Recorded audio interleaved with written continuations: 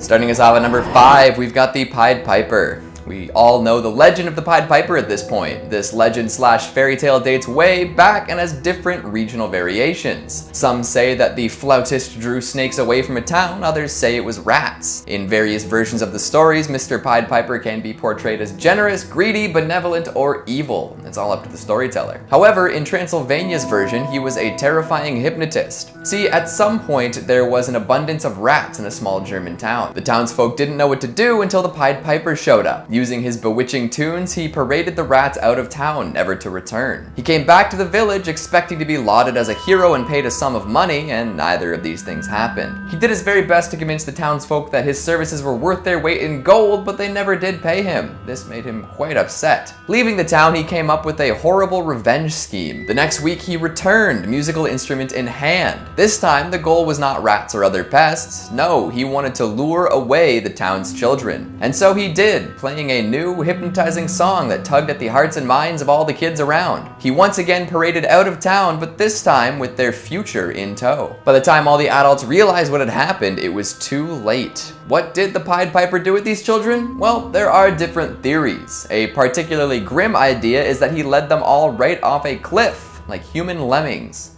Yikes. Another less terrible one that'll link us to Transylvania is that he led them to a cave in the region and sealed it up. Eventually, the kids did escape and they settled in the Romanian countryside. Some say that's why you can find plenty of blonde-haired, blue-eyed German speakers in the area. Coming in at number 4, we've got the Liar's Bridge. Oh, you're all in trouble. I see you down in the comments posting first like 10 comments deep and claiming that you don't like my shirts. I know fraud when I see it. Nobody better try to cross that bridge unless you're down to die. Okay, I'll elaborate. There's a bridge in Sibiu that has quite the reputation. It's said that anyone who lies while crossing it will cause it to collapse. That is serious. This legend has become so popular that many brides-to-be are required to declare their love and purity while crossing it. And if they're being dishonest, well, of course, there's no way that the bridge would still be standing if this were really the case, as people love to lie. However, some have a less dramatic tale to tell, that the bridge will make certain noises upon the delivery of a lie, which could have something to it. The origins of the lying bridge are up in the air, but there are a few different explanations. Some claim that lying or adulterous spouses and fiancés would be tossed off the bridge if their impropriety was discovered. This would definitely explain the modern practices associated with the bridge. Others say that merchants who cheated their customers would be met with the same fate. Overcharge or sell something under false pretenses and take a dip. It could also originate with tales of cadets coming to town, wooing local lasses, promising them the world, and then disappearing forever. I would say that all these scenarios could result in a bridge famous for ending liars. Would you be willing to take a stroll across the footpath? Coming in at number 3, we've got Bao Bao. It really does seem that every culture has their own version of the boogeyman. I suppose parents got really fed up with their young children, eh? Something we can all relate to.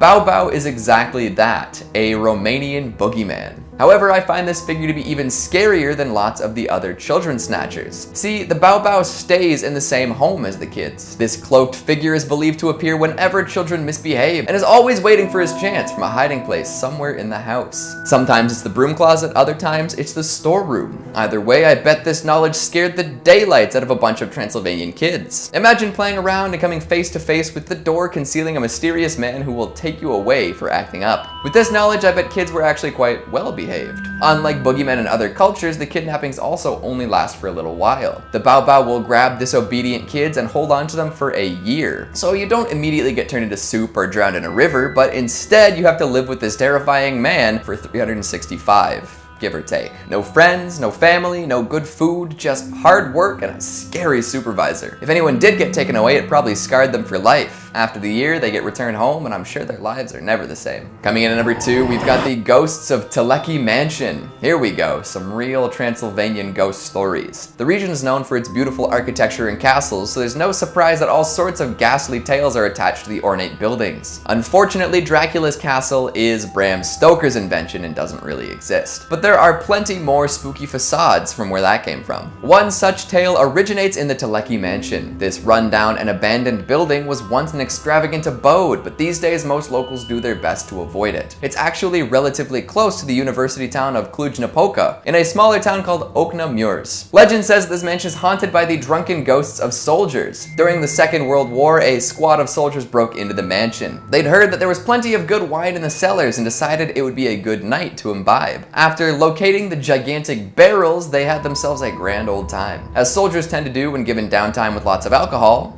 they got drunk. A little too drunk, probably. I say this because they ended up goofing around with their guns and firing them inside of the mansion. After causing a mess and a half, one unlucky marksman hit an unintended target. His bullet pierced one of the gigantic barrels, which started to flood the cellar. In all likelihood, a couple of barrels were probably punctured. Gallons and gallons of wine rushed into the underground room, drowning the soldiers before they could escape. I suppose that's as good a way to go as any, drowning in wine. Although I think the soldiers might have enjoyed it a little bit more if it was in their bellies rather than their lungs. And finally, at number 1, we've got people eating lakes. Sorry to all you Great Lakes swimmers out there, the Transylvanian bodies of water tend to be a little more aggressive than others. Of course, they don't actually eat people, but they drown enough experienced swimmers that folks started to claim that they had an appetite. One such lake is Lake Vendrell, which is known for devouring even the most skillful of swimmers. Remember folks, don't eat before going swimming, always have a buddy, and try to avoid voracious waterways. If the disappearances of swimmers wasn't enough, locals have also been known to find bloody chunks of people floating around. That doesn't usually happen when somebody drowns, right? Another lake famous for consuming is Lesser Lake. Apparently this oversized puddle once drowned an entire town. Something gave way, causing the lake to flood in and envelop everything. Neighboring towns thought the church was celebrating something based on all the noise the bells were making, but nope, the bells were ringing because the church was literally descending under the water. So yeah, you better watch your back around those Transylvanian lakes. They'll grab you before you can say backstroke. And at number 5, we have the Beast of Hackney Marshes. This legend dates back to 1981 when 4 kids were crossing the marshes on a winter's morning. It is said that they happened upon, I quote, a giant, great, growling, hairy thing. Naturally, people began to assume that this was some kind of hideous monster. It remained a legend going forward, but wasn't spotted again until 2012 when it was captured on camera. Helen Murray, a university student, was out for a stroll near the dense woodland area when she said she was stopped in her tracks by an unknown animal, which she stated was larger than a person and covered in shaggy black fur. I quote, I tried to stay calm as I wasn't sure what kind of animal it was or if it was even alive. I had my phone ready to call 999, then the creature moved. Somehow I managed to take a couple of pictures before I ran. I managed to get away but was scared half to death. Now, she didn't contact the police because she feared they wouldn't believe her. However, the story certainly revived memories of the unexplained sighting that occurred in 81. Officers have stated that they believe neither of these sightings were hoaxes and that 2 bear carcasses had previously been found nearby in the River Lee, and to this day it remains a mystery how they even got there. So, were the bears killed by this creature? Were the bears the creature? We don't have bears in England, so stumped. In at number 4, the Killer Pool in Epping Forest. Epping Forest is a 2,400 hectare area of ancient woodland between Epping in Essex and Forest Gate in Greater London. Over 100 lakes and ponds are found in the forest. However, there is only one that is referred to as the Killer or Suicide Pool. This legend grew rapidly in popularity after Irish author Elliot O'Donnell wrote about it in his book Haunted Britain, stating that there is a pool in Epping Forest that is home to unearthly presences, some miserable and some evil.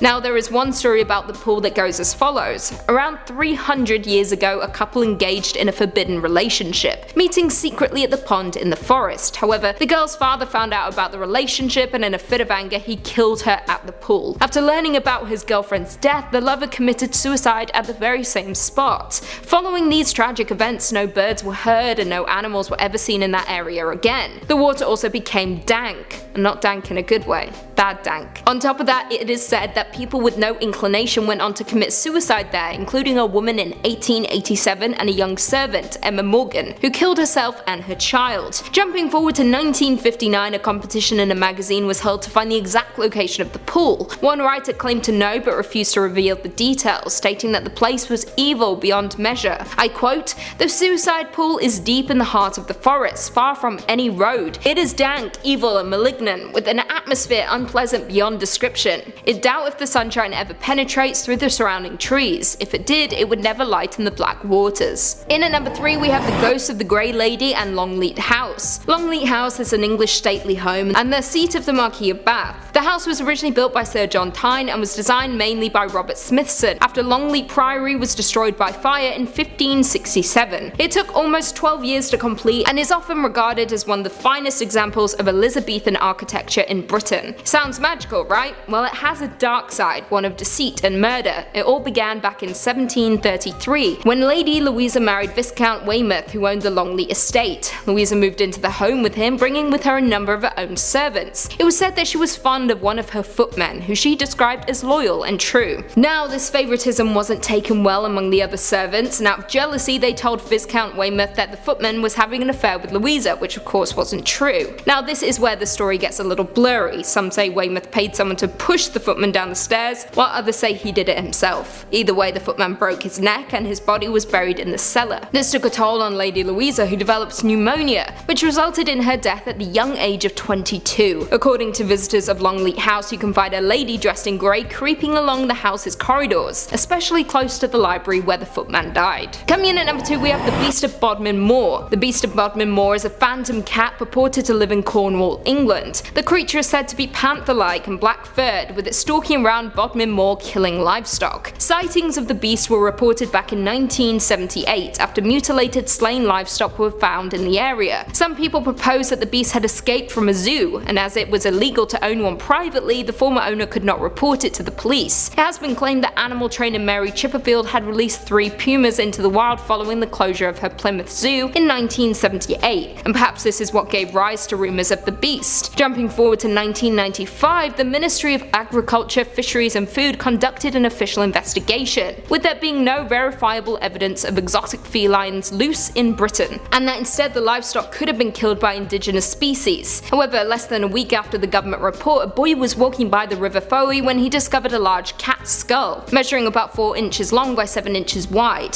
The skull was lacking its lower jaw, but possessed 3 sharp, prominent canines that suggest it may have been a leopard. It was immediately sent to the Natural History Museum in London for verification, with them determining that it was a genuine skull from a young male leopard. And finally, in at number 1 we have Spring-Heeled Jack. Originating from Victoria-era Britain, Spring-Heeled Jack is a character from urban legend that was first supposedly sighted back in 1837. However, over the years more frequent tales have emerged. His name is said to come from his ability to leap over great distances and heights. Not too shabby. The very first sighting of Spring-Heeled Jack came in October of 1837, when a woman named Mary Stevens was walking to Lavender Hill when a tall-coated man leapt from the building into the street. He then grabbed her with his metal claws and kissed her before tearing at her clothes. After her screams were heard, he fled the scene, leaping back into the building he came from. Following the encounter, more accounts occurred, with the most notable being the Alsop case. The Alsop case was one of the most widespread stories about Jack, with it being published in several newspapers. Jane Alsop recalls the moments when she was attacked, stating,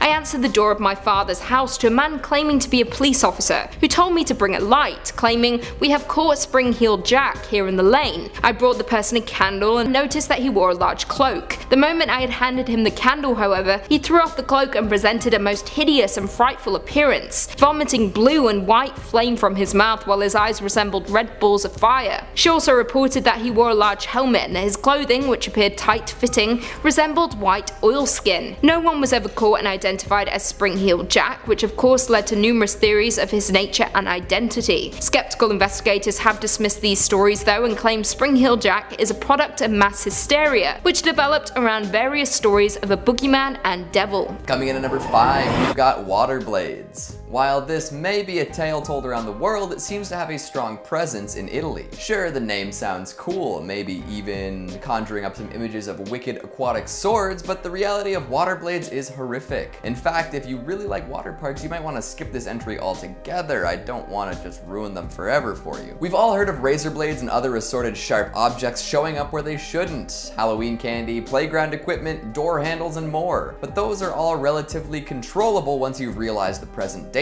Water blades, on the other hand, will rip and tear until there's nothing left. The urban legend floating around implies that some folks have been fastening razor blades to parts of water slides at popular theme parks in Italy. You can imagine what might happen if someone went slip sliding down one of these horrible traps. MAME is an understatement in cases like these. Thankfully, this urban legend seems to be staunchly set in the false category. For something that purportedly happens quite often, reports of such activity are very rare. The actual affliction of rapidly descending individuals doesn't seem to happen. Still, the legend must be very effective, especially because it seems to get told so often. I suppose the lesson to be learned from this one is be careful using public facilities. Good advice, especially in these days and times. Coming in at number 4, we've got Pierre Zanfreda's alien encounters. Everyone knows a friend of a friend who claims to have been abducted by aliens, and if not abducted, then maybe they saw a UFO or something.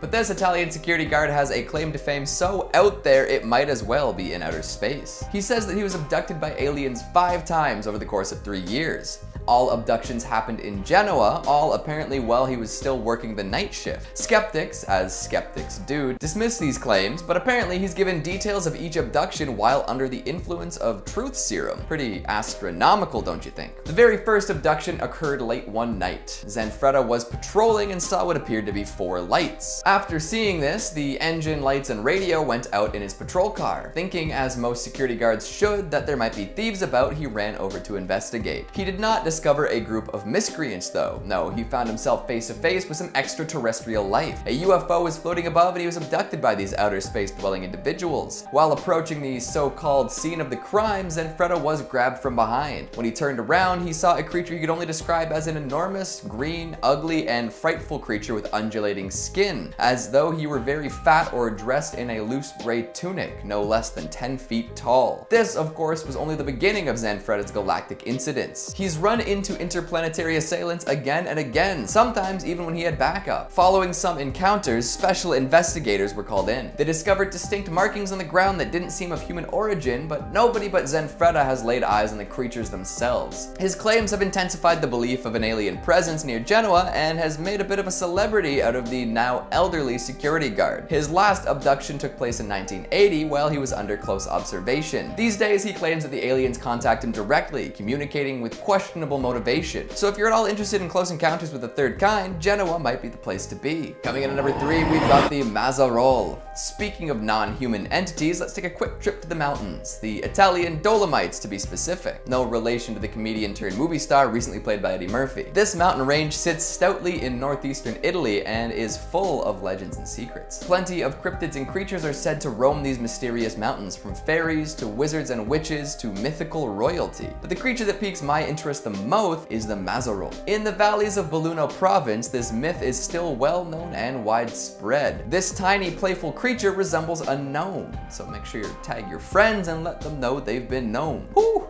Now that I've made my requisite meme reference for the day, I can get to the actual details. This tiny, cap-wearing dude dressed in red wanders around the woods. For him to simply wander would be kind of boring though, so of course there's some darkness to this myth. He loves to find folks traveling around dusk and then lead them astray. Anyone who treads on top of his footprints is compelled by forces unknown to follow them all the way back to the no man's cave, after which they will forget everything about themselves. Many a tourist has fallen victim to the Mazarol's mean-spirited trickery. Some legends even say that the Mazarol will abduct the occasional individual and make them his slave. The story goes that the gnome managed to steal a young woman away from her village and put her to work. He was kind during this time and taught her many skills: cheese making, butter churning, and more. He even promised to teach her how to extract wax from whey. However, he was never able to complete this final task, as one day a hunter stumbled upon the missing girl and brought her back home. A remedy made from goat's milk brought her memory back, and the girl, overwhelmed with gratitude, taught the villagers how to make cheese and butter. To this day though, nobody has figured out how to extract wax from whey. Maybe someone will seek out the Mazarol and find out though. Coming in at number 2, we've got the Witches of Montematana. More mountainous mythical monsters are waiting for you. If you make your way out to Montematana, you will find world-class hiking and some unexpected extracurriculars. That's right, you can go witch hunting. Years ago, it was said that this mountain was a popular spot for witches to perform rituals and human sacrifices. They practiced their magics upon the crags and cliffs and amassed great fortunes. Reincarnations of these witches are said to return often in search of their material wealth from past lifetimes. The reality of this wealth is often called into question, but that doesn't stop treasure seekers from braving the range. Some of these booty seekers say they've encountered violent witches willing to slit their throats, but have somehow made it out alive. Maybe other proverbial pirates didn't make it out so well. Either way, Montematana is well known for magic, and you'd probably be best off if you just avoided making the perilous journey at night, unless you'd like to run into some witches, and in that case I'll reserve judgment. And finally, at number 1, we've got Poveglia Island. This tiny island about a half-mile from Venice has been shut off from the public for years. Some call it the Plague Island. Why? Well, I'll get to explaining. In the late 18th and early 19th centuries, this fortified island was used as a quarantine station. Over 160,000 infected folks were brought here to live out their last painful days away from the healthier portion of the population. Many mass graves have been discovered nearby over the years, proving how unfortunate anyone who paid Poveglia a visit really was. Napoleon stored weapons on this island as well, and when it was discovered, many small battles were waged. This, of course, added to the island's body count. Even later on, a mental hospital was built on the island. Legends say that one of the doctors in charge would treat his patients horribly, often torturing them and tossing them from the bell tower. With all these horrifying historic events taking place on the island, it's no wonder that folks think it's haunted. In fact, there's absolutely zero public access to this island. The folks in charge have deemed it too dangerous to visit. Venturing out to Poveglia is literally illegal. What could they be hiding out there? The wild and wicked history makes folks think that there might be something sinister waiting in the sandy shadows. Anyone else craving pizza all of a sudden?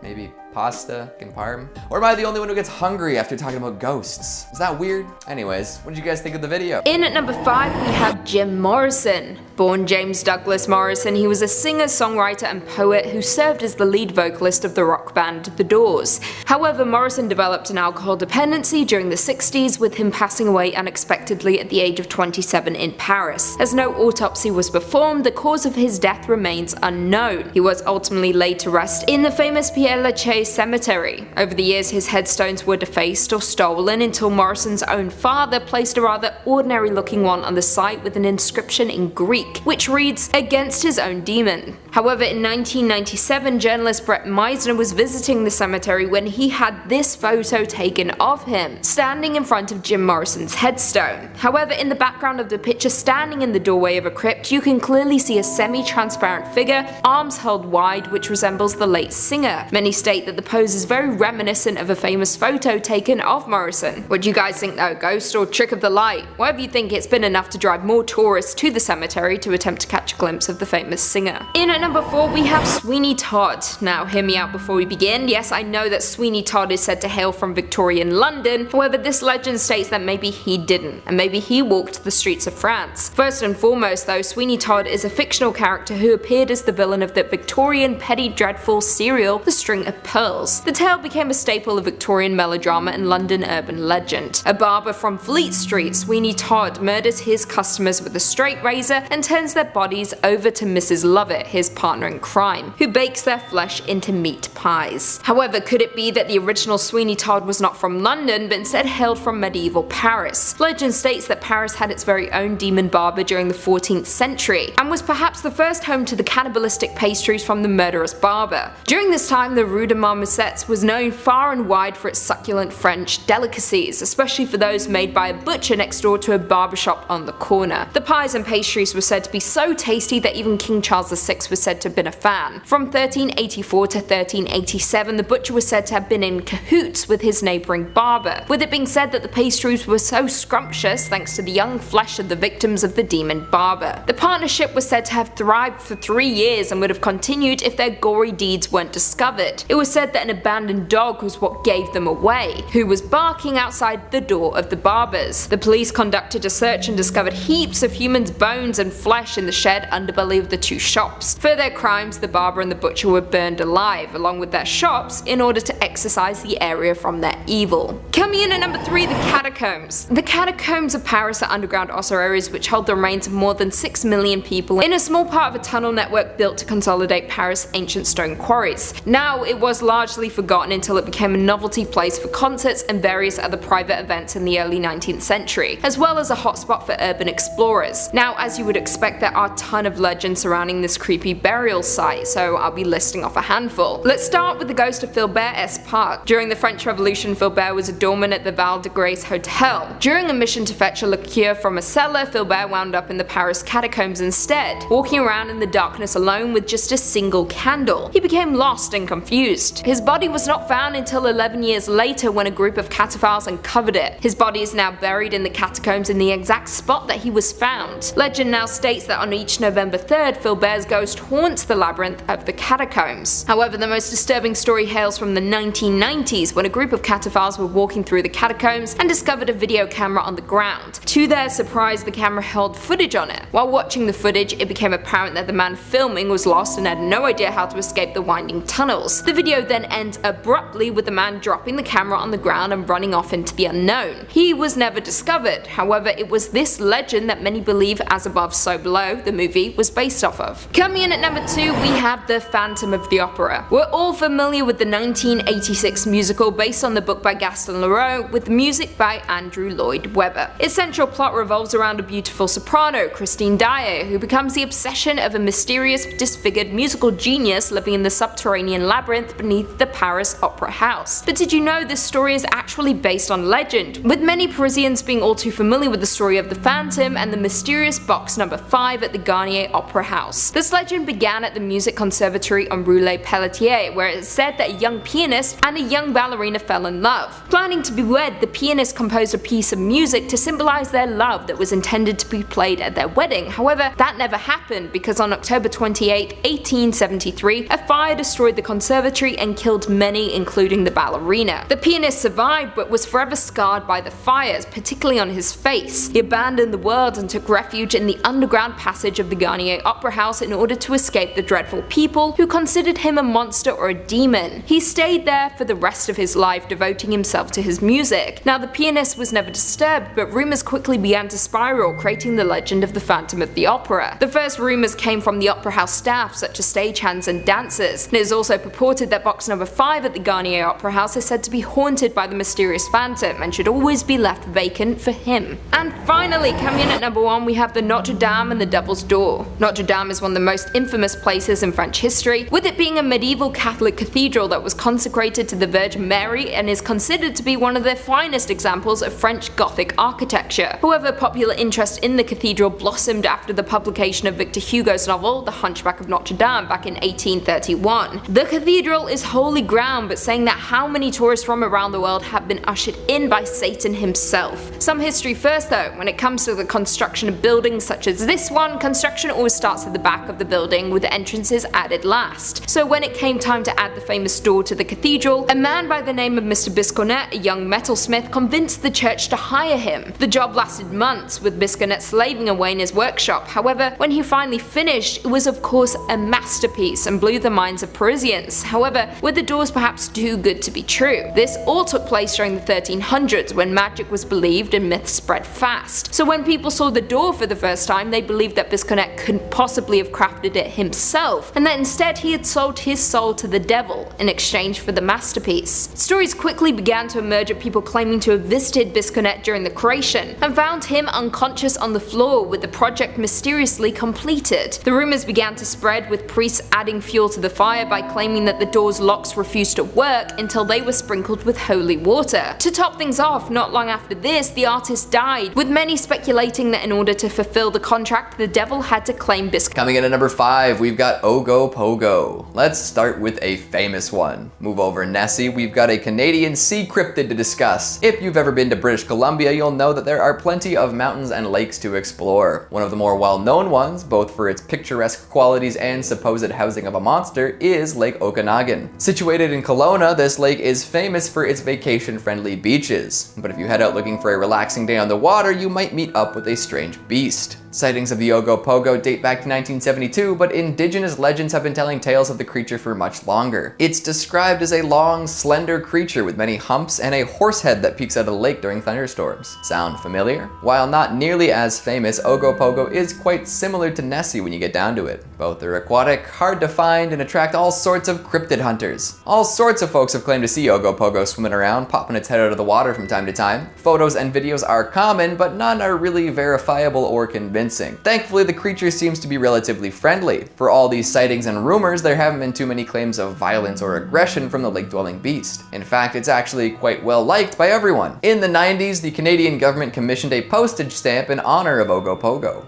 Way to go. Skeptics all have their explanations for what it might actually be, with one prevalent idea claiming that it's actually a primitive whale that only comes out during calmer seasons. Regardless of whether it's real or not, what's more fun to say in the end, Nessie or Ogopogo? I'll let you guys decide. Coming in at number 4, we've got the University of Toronto Phantom Worker. If a film is being shot in Toronto, you're more than likely going to catch a glimpse of U of T's campus. The school's buildings are ornate and beautiful, perfect for giving a scholarly feel to any scene. A lot of the buildings have facades that date back to the early 19th century, giving them a timeless feel. Of course, with any buildings that have been around so long, there will be ghost stories. Back in the 1920s, U of T built a Gothic memorial to honor students who had died during the First World War. During construction of this elaborate memorial, many workers were hired to help out. Legend says that one of the workers fell from the tower while polishing the bells, a true Hunchback of Notre Dame moment. Ever since that fateful incident, students and faculty alike have claimed to see the ghost of the worker wandering around campus. Some even claim that there have been ghostly apparitions falling from the tower. Folks who don't know the legend will run to see if the poor fellow is okay, but never find a body. So much for being a good Samaritan. There are many other ghost stories surrounding the university as well, but none so stomach-dropping. Stonemasons with murderous qualities, little girls lost in planetariums, and a baker who managed to trap his mistress inside a secret room. The stories are real, but are the ghosts still haunting the campus? I suppose you'll have to pay the institution a visit and find out. Just try not to get roped into paying tuition, alright? That's scarier than any ghost story. Coming in at number 3, we've got the Nennerlook. We've talked about urban legends from the far west coast and the most populous city, so now let's take a trip out east. Known for its quaint, peaceful charm, Newfoundland is the last place you'd expect to find terrifying urban legends, right? I mean, you can get screeched in and end up with a scary hangover and only a faint memory of your previous night, but that's something else entirely. The monster seen near Newfoundland dwells in the sea, but does so unconventionally. How do you think sea monsters usually get around? By swimming, right? Well, this thing acts a little differently than most. First sighted by Sir Humphrey Gilbert back in the 16th century, it was described as a lion-like creature. This fits the description of an Inuit cryptid known as the Nennerlook. Legends of such a creature have been passed down through generations of people, but it was considered just a legend to outsiders until Sir Humphrey Gilbert came across it himself. The Nennerlook is a gigantic beast estimated to be as tall as an iceberg. It's got white fur, huge ears, and loves to eat anything that gets close enough. Seals are the classic meal, but it won't turn down a human if they get close. Now, back to that bit about movement. The Nennerlook doesn't swim, it walks along the bottom of the ocean. Yep, not the most efficient way to get around, but it gets the job done. Imagine watching a gigantic beast just walk out of the sea towards you. This is also the reason why people say that it's not really ever seen away from shore. It makes sense considering how deep the ocean is. But if you ever spot a little antenna poking out of the water, it's time to get a move on. And if you ever hear a deafening roar, it's probably too late. Coming in at number 2, we've got the Cabbagetown Tunnel Monster. We'll return to Toronto for a moment, you know, because of the urban qualities of these legends. Get it? Well, every tunnel system has its fair share of legends, and the Cabbagetown Tunnel is no exception. I'm surprised nobody's gone back and tried to get footage of this strange creature. Back in the 70s, a kitten ran away from home. While searching for his lost feline, a man came across a tunnel in Cabbagetown. Thinking that the kitten might have run in here to hide, he descended down into the abyss. Scanning the darkness for any sign of the little animal, he noticed some motion off to the side. Thinking it might be what he was looking for, the man pointed his flashlight at the movement and saw something he was definitely not expecting, neither cute nor cuddly. He claims to have seen a monkey-like creature with glowing orange eyes standing at half the height of a man covered in gray fur. If that horrible sight wasn't enough, listen to this. The man froze up and kept his light trained on the monster. The monster didn't like this much and told the man in an awful, trembling voice, "Go away. Go away."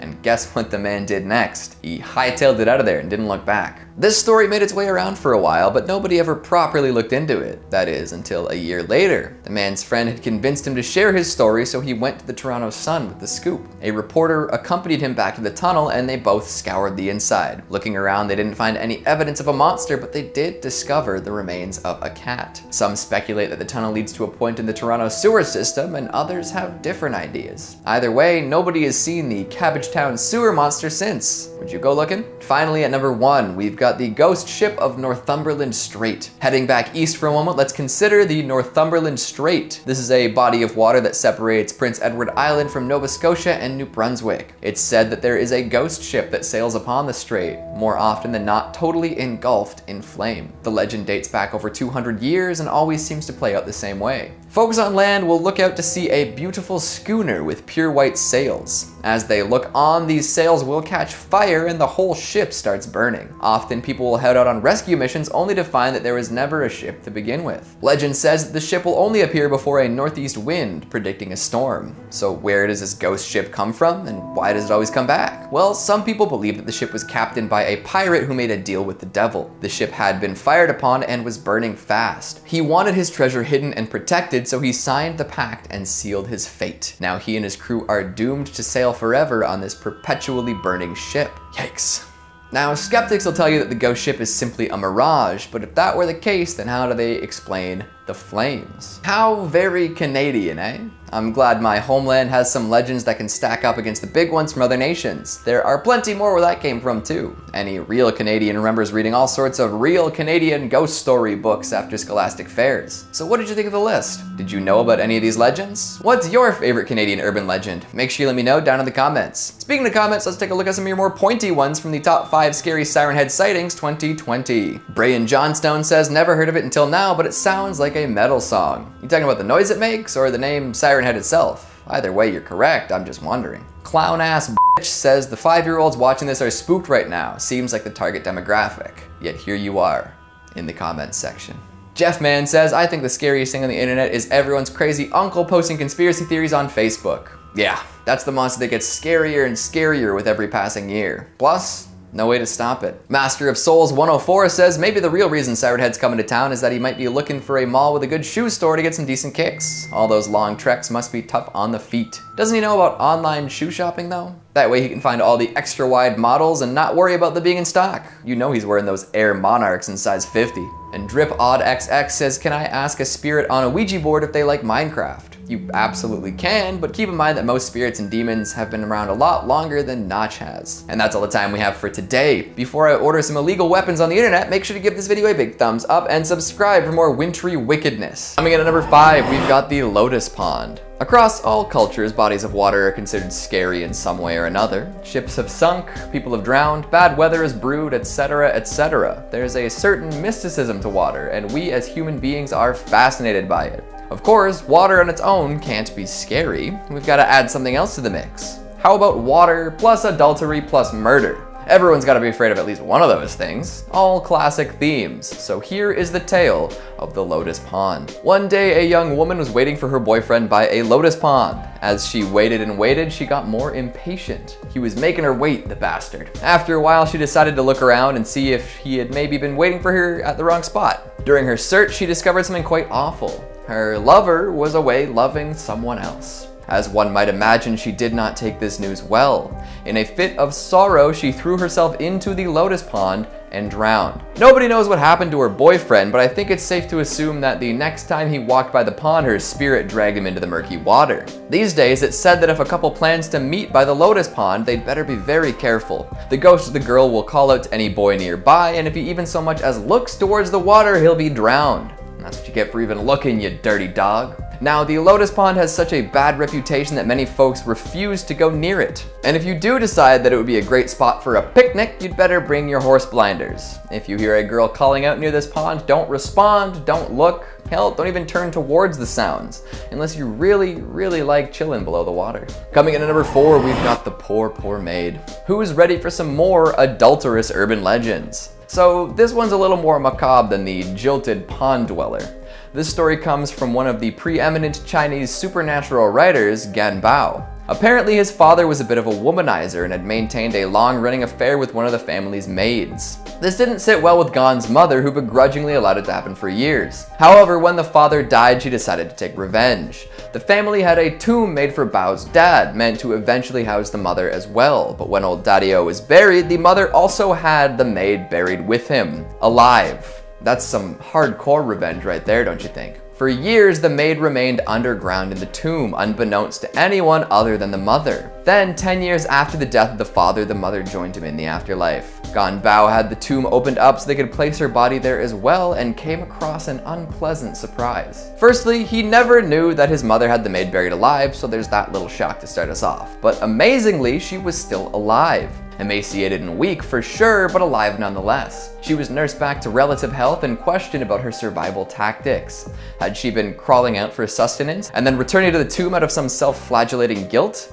Had she foraged for grubs and wastewater? In the end, the only explanation she could give was that the ghost of the father had brought her all she needed to survive for years. I suppose he felt bad that his wife had punished this young worker in such a horrible way. Nobody has seen any ghosts walking around with food and water near the tomb since, but folks definitely keep an eye out just in case. Coming in at number 3, we've got the last bus. In the same way that fears related to water and adultery cut across all cultures, it seems that late night public transit has a similar legacy. And really, why wouldn't it? Being in an enclosed space that is difficult to immediately exit late at night, traversing potentially unfamiliar terrain, is fertile ground for horrifying happenings. And just such a happening makes up the bones of this urban legend. In the mid-90s, a bus was heading to Beijing's fragrant hills. As it trucked along, 2 men attempted to flag it down. This was odd, considering that they were not at a bus stop, but the driver was feeling generous that day. Turns out there were 3 men, 2 of which wore traditional ancient robes, and 1 more who was being held up by the other 2. As the bus rolled along, it slowly emptied until there were only 2 passengers left, not counting the 3 latecomers. A young man and an old woman both sat there looking at these pale passengers. Suddenly, the old woman accused the young man of stealing her wallet and demanded that the bus driver let them off so they could take this matter to the police. When they got off, the man was furious. Not only had she falsely accused him of committing a crime, she had also had them get off in the middle of nowhere. Not even a police station was nearby. However, she had a good reason to cry wolf. She'd noticed something nobody else had. The 3 men had no legs. They'd been floating at the height of standing men and therefore must have been ghosts. Who knows what might have happened if they'd stayed on that late night bus with the 3 phantoms. Coming in at number 2, we've got Single Braid Road. What could be a reference to the shape of the road is actually a morbid description of a terrible death that supposedly occurred here. Let this be a lesson to you all. Don't jump from trains. Okay, I'll explain.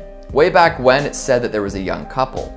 The man had all of his paperwork sorted out, but the woman did not. She, being an illegal immigrant, was living a life a little on the edge. Partway through the journey, some police officers boarded the train in order to check everyone's passports and such.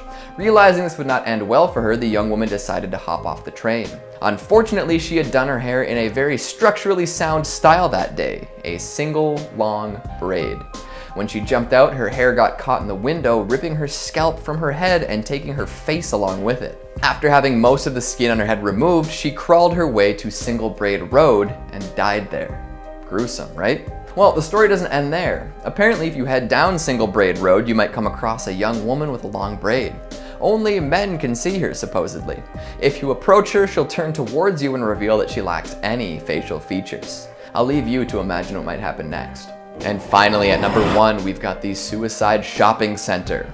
Look, I get it. Sometimes malls make me want to hop over the guardrail and into the fountain below. We've all been there. However, so many self-inflicted deaths have occurred at this shopping center, folks are starting to get suspicious. Since it opened in 2004, over a dozen folks have committed suicide outside of Liwan Plaza. Some say there's a mysterious presence that might give the unfortunate souls a little push.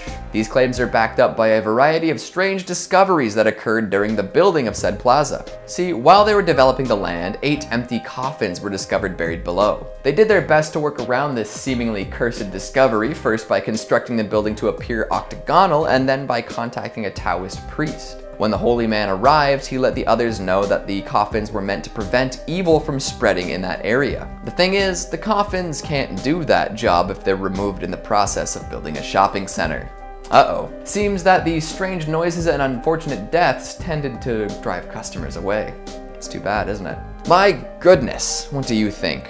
Is there any truth to these tales, or are they simply overblown misunderstandings? Have you heard any of these before? What Chinese urban legend haunts you the most? Make sure you let me know down in the comments. Coming in at number 5, Ghost Taxi. Back in 2011, Japan was struck by a 9.0 to 9.1 magnitude earthquake. It was the most powerful earthquake ever recorded in Japan and the 4th most powerful earthquake in the world since modern record keeping began in 1900. The earthquake triggered powerful tsunami waves that may have reached heights up to 40.5 meters, which is absolutely terrifying. Now, a few years after this catastrophic event, stories of ghosts, specifically ghost taxis, began circulating in areas that were directly affected by the tsunami. However, this isn't new. According to reports, many Tokyoites have been telling stories about spectral passengers since way back when. One common legend is of pedestrians hailing down taxis and asking to be taken to Ayama Cemetery. When they arrive, the driver tells them the price and turns around to collect the fare, but there's no one in the back seat. Very spooky. Now, this legend may have some merit, as it turns out the opening of the Chiada line in the late 1960s brought on some interesting problems as it ran directly under the cemetery. Now, the legend goes that some of these souls got lost on the trains and they're attempting to get back home via these ghost taxis. It's actually pretty sad. Coming in at number 4, the Regina of Akasaka Road. This is a legend popular among students who have taken a history class nearby Sophia University. Kino Kunai Saka is a hill running past Akasaka Palace towards Akasaka stations and serves as the setting for this dark and haunting legend. I quote, "A man hears wailing while walking down the slope at night and sees a beautiful girl, dressed as if she is from a wealthy family, weeping on the banks of the moat. The man stops to ask her if she's okay and to console her, but the girl continues to weep while hiding her face behind one of the long sleeves of her kimono. While he keeps on pleading with the girl to stop crying, she slowly rises up with her back turned to him, and then turns towards him and wipes her face with her hands, as if to wipe away tears. But it turns out she has no face, just a blank slate where eyes, nose and mouth should be. The man screams in fear and runs up the hill as fast as he can, away from the scene, not stopping to look back. He spots a lantern far up the road. Exalted, he runs towards it, although it turns out to be a lonely sober cellar rather than a dwelling. Upon reaching the cellar, he drops to the floor and breathlessly tries to explain what he just saw. The sober cellar replies, rather unsympathetically, "Was it something like this?" and waves a hand across his face, after which all his features disappear and the entire area becomes dark. Now, there is a name for these faceless creatures. They are referred to as Nopero Bo, or faceless ghost, which are Japanese yokai that look like a human but have no face at all. They are primarily known for frightening humans, but are usually otherwise harmless. They will appear at first as ordinary people before causing their features to disappear.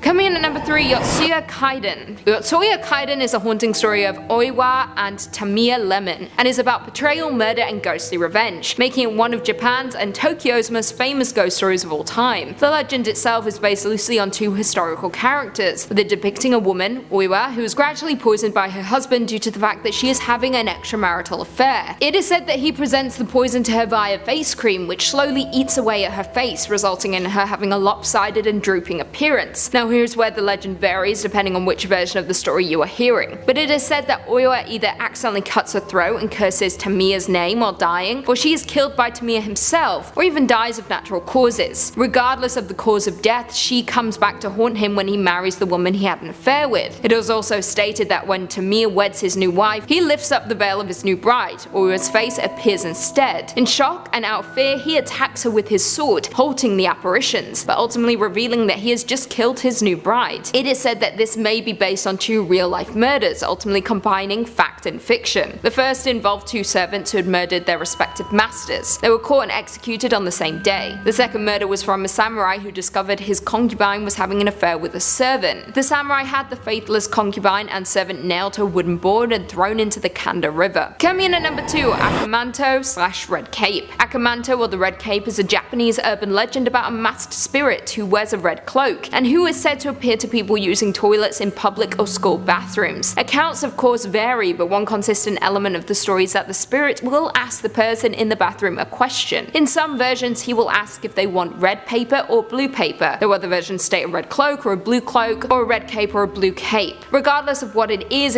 always blue or red, and regardless of the colour, no matter what option is selected, the person will always be killed. Specifically, if the person chooses the red option, they will be lacerated in such a manner that their body will be be drenched in their own blood.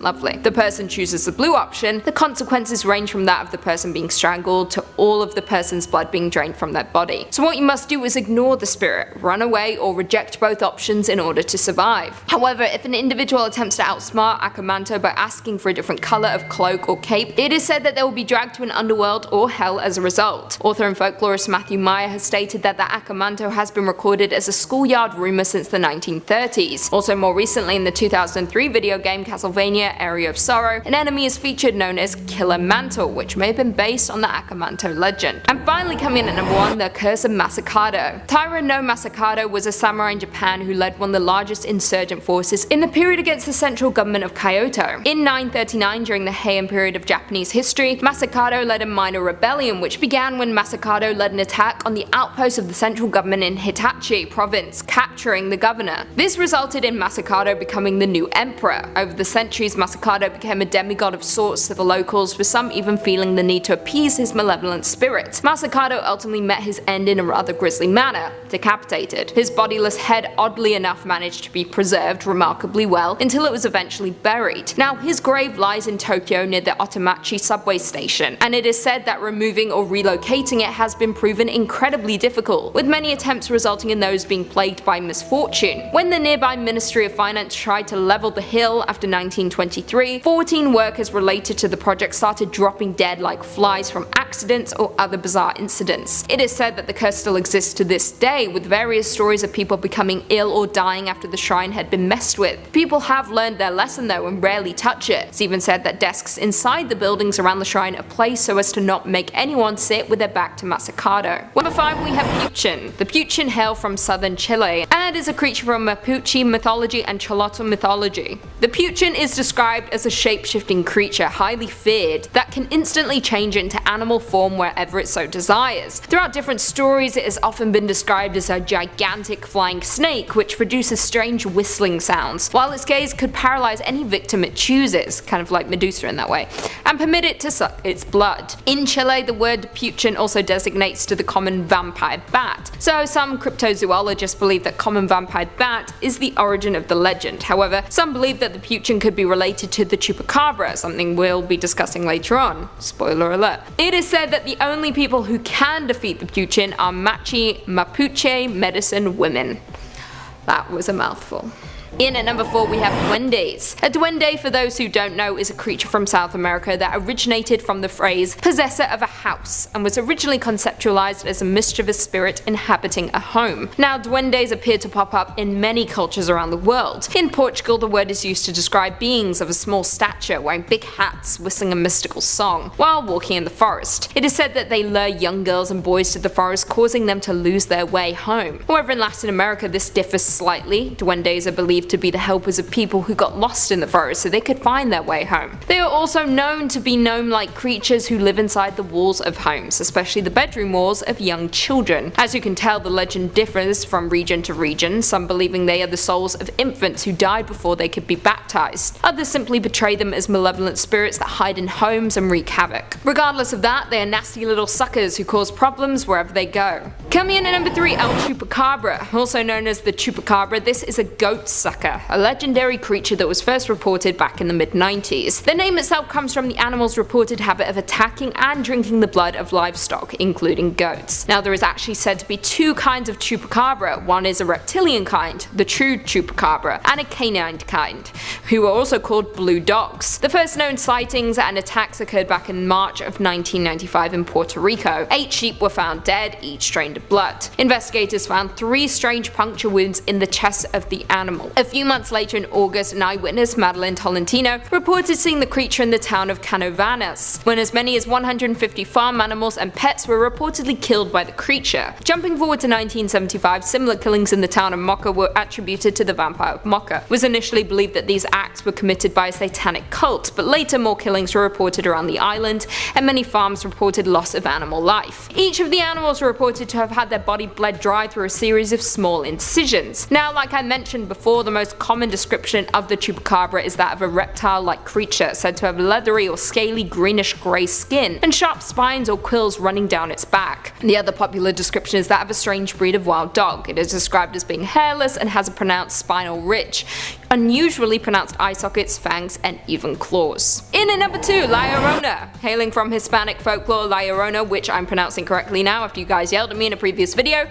is also known as the Wailing Woman or even the Crier. This is a legend about a woman who drowned her children in a lake and now mourns their deaths for eternity, roaming South America as a ghost or apparition. The story itself goes as follows. The woman was unloved by her husband and one day she caught him with another woman. So as revenge she drowned her sons in a river in grief and anger, and then drowned herself after she realized what she did. She was ultimately refused entry into heaven, for obvious reasons, unless she found the souls of her 2 sons. So now legend states that she roams the earth, hunting for the souls of her sons, with her cries and wails luring in innocent victims. La Llorona kidnaps wandering children at night, mistaking them for her own. Folks who have claimed to have seen her say that she appears at night or in the late evening by rivers or lakes, wearing a white gown with a veil. And some believe that if you hear the cries of La Llorona, you are marked for death. Now, one particular encounter went as follows. A boy and his family were sitting near a creek between Mora and Guadalajara in New Mexico when they saw the form of a tall, thin woman. She seemed to float over the water and end up the hill out of sight until returning a little later closer to them. The family had suspicions that she was La Llorona, so they went to the shore to see if there were footprints, and there were none.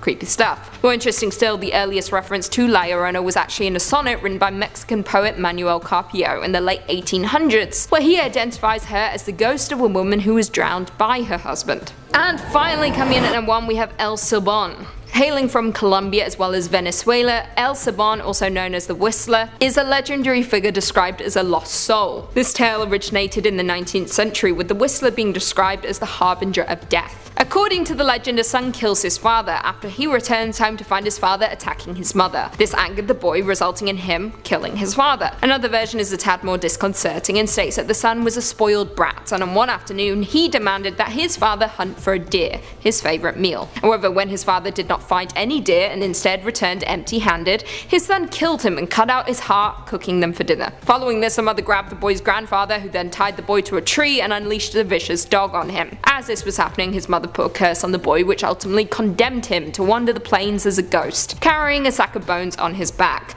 Some versions of the story state that these bones are of his father, while others state that these are the bones of his victims. Now, the Whistler is said to have a characteristic whistle that resembles the musical notes C, D, E, F, G, A, B in that order. It is said that when the whistling sounds close, there's no danger, but if the whistling is far away, it means the Whistler is nearby. Very confusing, I know. It is also stated that hearing the Whistler foretells one's own death, and in this situation the only thing that can save the victims is the sound of a barking dog. Many people from Venezuela have said that they have spotted the Whistler, primarily in the summer. However, it is mainly on rainy days that the Whistler wanders, hungry for death and eager to punish drunkards, womanizers, or even innocent victims. It is said that the Whistler will suck the alcohol out of drunkards through their navel when it finds them alone, and it tears womanizers to pieces, removes their bones, and puts them in the sack where it keeps the remains of its father.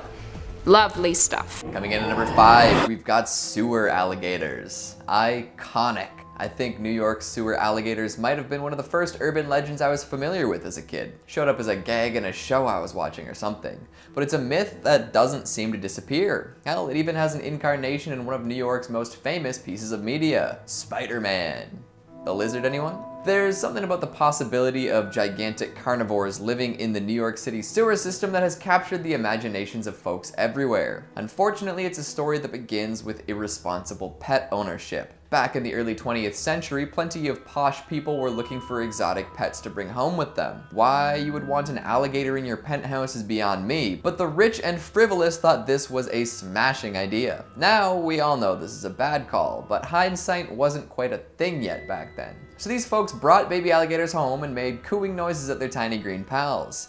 However, they don't stay tiny and cute forever, so when these alligators became problematic, it was common for their owners to ditch them in any way they could. Some chose to flush them, but it's likely that they were too big at that point to fit down the pipes. This resulted in many being tossed down into the sewers at ground level. The legend says that these gators managed to do quite well for themselves in the dank tunnels, feasting on rats, growing up, and finding other alligators to have little alligator sewer babies with.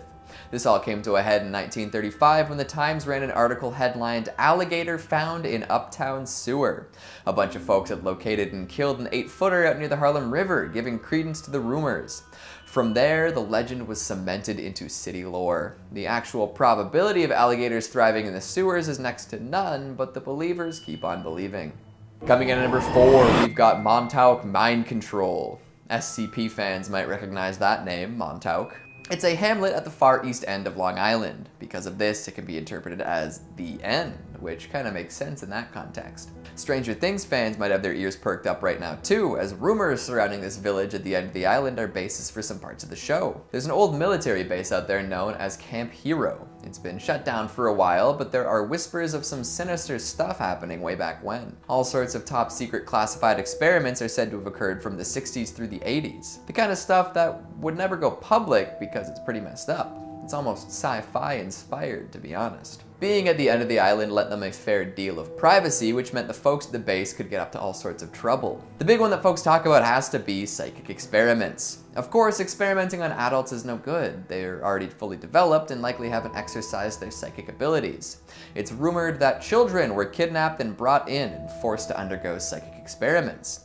They were put through all sorts of extreme tests and trials to see if they could unlock their hidden potential. Was it to create a new type of human weapon? Could it have been for the sake of espionage? Did anything really come of it? It really does smack of Stranger Things, doesn't it? An electrical engineer that claims to have worked at the site says they had alien technology there, which allowed them to turn kids into psychic warriors, which is a lot to claim, especially as it opens up the possibility of alien contact. These days, you can visit Camp Hero yourself whenever you want, as it's been converted into a state park.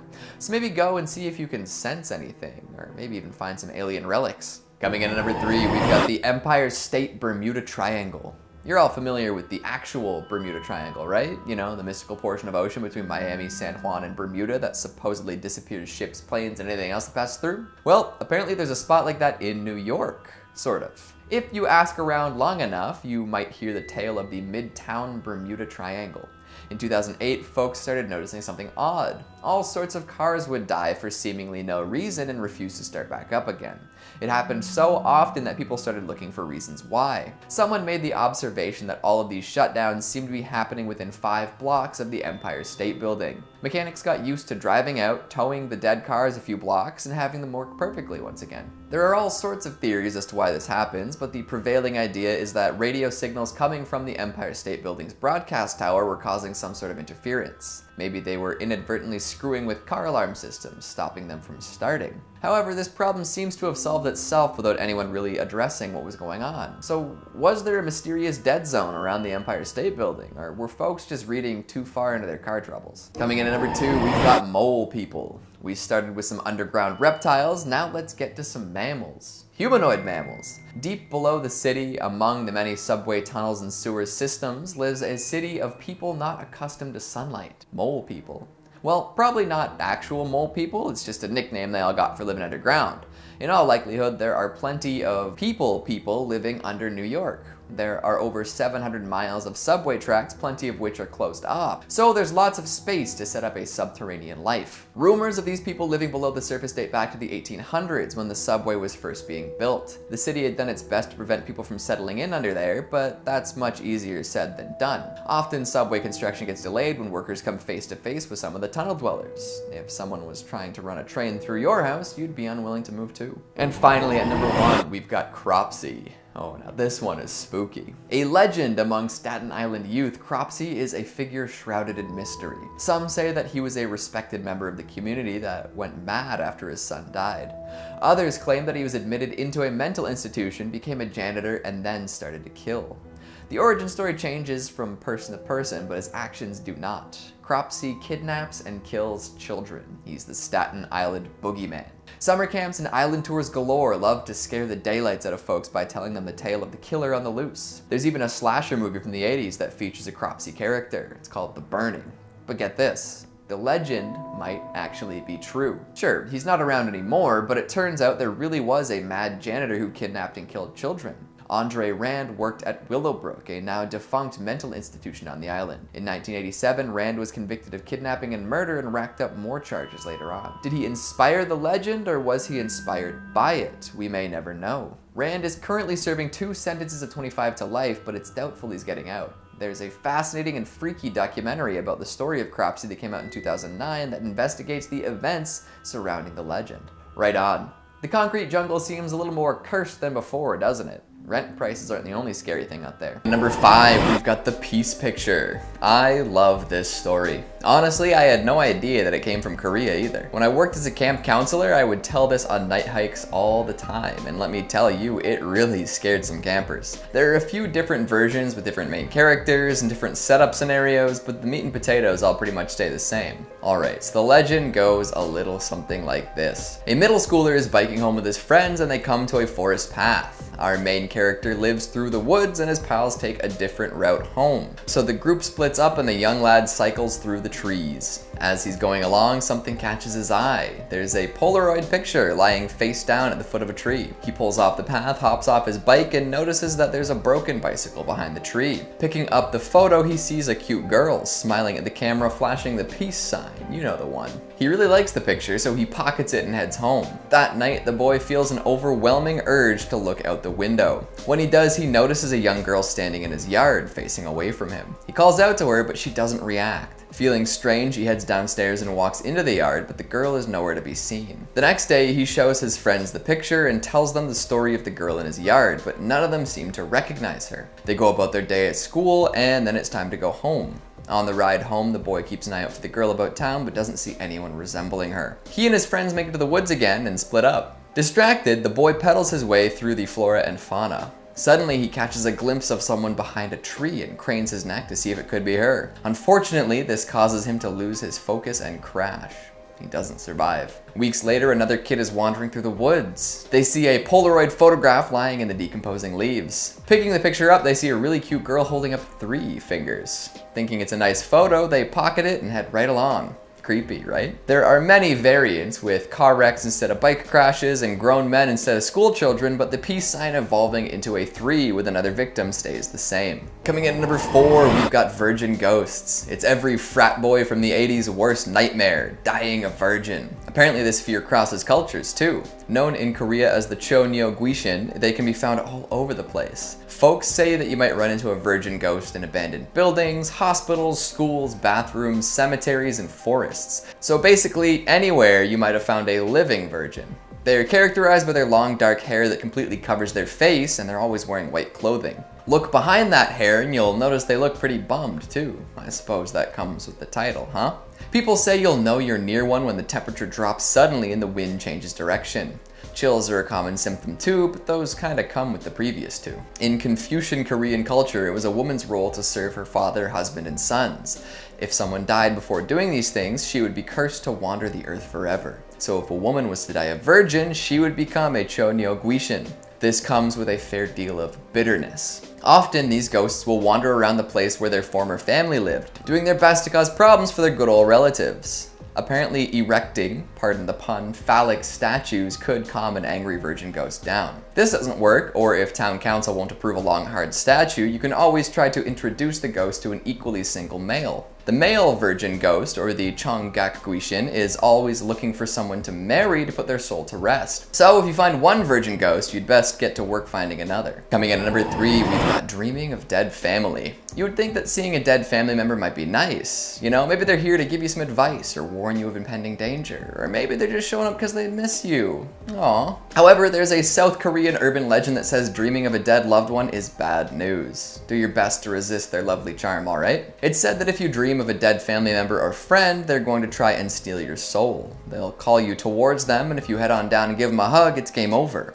This is especially common near water, apparently. If these dreams persist, it's best to look into why they're happening. It's likely that whoever's calling out to you thinks that you owe them something, or you're holding on to one of their belongings. To figure out for sure, people advise heading out to wherever they're buried to pay respects. That should take care of the potentially soul-stealing dreams, and if not, well, I don't know what to tell you. Keep avoiding hugs, I guess. Coming in at number 2, we've got dog-human hybrids. Stories of people hearing disembodied voices while walking alone have been around pretty much forever, but this particular legend explains the mysterious phenomenon in a pretty creepy way. Around the 1970s, all sorts of folks started telling tall tales of finding truly disturbing creatures late at night. While strolling along, they hear a voice. They look up, they look down, they look left, they look right, and nobody's around, so they resume walking, but the voice calls out again. It's talking to them. A little paranoid now, the person checks behind them and looks to see if anyone is leaning out of a window or something. No dice. Then a little dog runs up to them. Oh, what a cute little dog, they think, but then it speaks using language. And the person gets a good look at the four-legged creature, and oh god, it's got a human face. Anyone with unsoiled trousers at that point is a champion. These chimeric abominations are apparently quite common in Japanese and Korean folklore. It's said that someone who lives a sinful life will end up reincarnated as a half-dog, half-human monstrosity. Like, it would be cool to live the carefree life of a dog, but definitely not with a human head and intelligence. But considering my sinful modern lifestyle, I'm destined to become a dog man. What's a good name for one of those? And finally, at number 1, we've got sesame seeds. I know what you're thinking. Keegan, you must be losing it. Sesame seeds aren't an urban legend, they're an edible plant byproduct, delicious on bagels and breads. But you see, I know sesame seeds are real. But there are plenty of legends concerning them in Korea. Remember when I warned all the trypophobes to skedaddle? Well, this is why. There are a few different stories about the ill effects of sesame seeds. One concerns a young woman taking a rejuvenating sesame seed bath. She learns of a lovely new skin treatment where you pour sesame seeds into your bath water. Supposedly this does wonders, leaving you extra youthful and glowing with super clean pores. So the woman decides to give it a try. She fills the tub, tosses in the seeds, and steps into the bath. Her mother, knowing how excited her daughter was to try this treatment, begins to worry after she doesn't come out of the bathroom for an hour.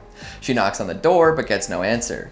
Fearing the worst, the mother forces the door open and stumbles in. Her daughter's unconscious in the tub with sesame seeds stuck on all of her grotesquely open pores. The seeds have taken root in her skin. Oh, yuck. The alternate telling of this tale involves sesame seed skin cream with similar terrifying results. I suppose the pimple-popping crowd might find this fascinating, but for most folks, this is hideously upsetting. Usually the victim in this sesame seed disaster is able to have all the seeds removed, but it is a time-consuming and painful process. However, leave the seeds too long and you might end up as a human planter.